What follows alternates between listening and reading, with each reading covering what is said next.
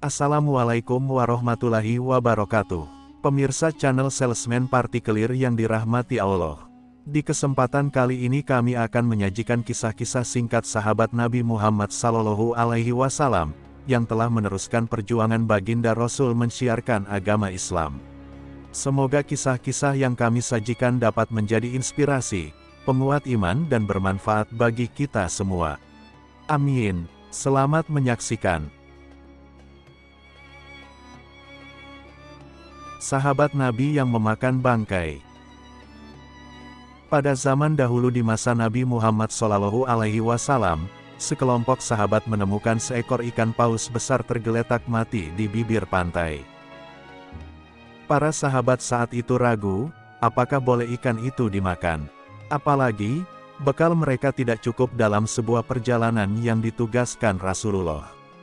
Kisah ini terdapat dalam kitab Riyadhus Shalihin karya Imam Nawawi, dinukil dari hadis yang diriwayatkan Imam Muslim. Lantas, bagaimana ceritanya? Kisah ini berasal dari Abu Abdillah Jabir bin Abdillah radhiyallahu anhu. Ia berkata, begini ceritanya. Rasulullah mengirim Jabir dalam sebuah pasukan dan mengangkat Abu Ubaidah sebagai komandan pasukan dengan tujuan mencegat rombongan dagang Quraisy. Lantas Nabi membekali mereka sekantung kurma karena tidak ada bekal lainnya. Maka Abu Ubaidah memberi kami sebutir kurma setiap orang, papar Jabir. Bagaimana cara memakannya dalam perjalanan, lantas apakah cukup? Kami mengulumnya sebagaimana bayi mengulum, lalu kami meminum air, dan hal itu sudah cukup sebagai makanan kami sampai malam. Papar Jabir.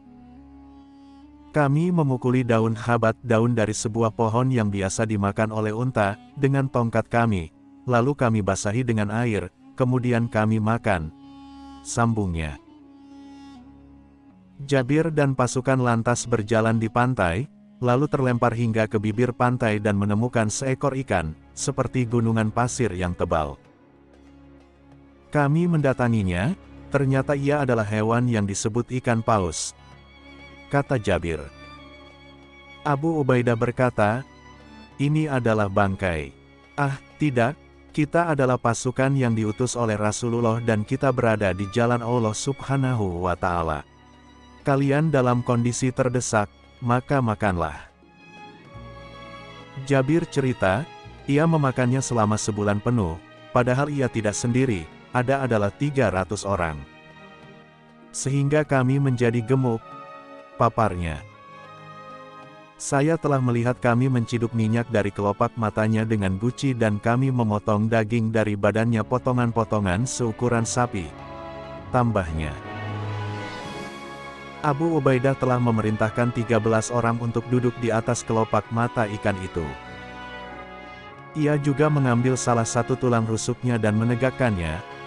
Lalu ia memerintahkan agar unta terbesar kami yang dipenuhi beban berjalan melewati tulang rusuk tersebut. Ternyata unta itu lewat di bawah tulang rusuk itu lebih tinggi dari unta yang membawa muatan penuh. Kami mengambil sebagian dagingnya untuk dibuat dendeng. Papar Abu Ubaidah. Ketika tiba di Madinah, para sahabat mendatangi Rasulullah dan menceritakan peristiwa itu kepada beliau. Beliau bersabda, itu adalah rezeki yang Allah keluarkan untuk kalian. Apakah kalian masih membawa sebagian dagingnya untuk kami makan? Kami segera mengirimkan sebagian dagingnya kepada beliau, lalu beliau memakannya. Papar Jabir. Itulah kisah unik sahabat Nabi yang bertemu dengan ikan paus ketika perjalanan.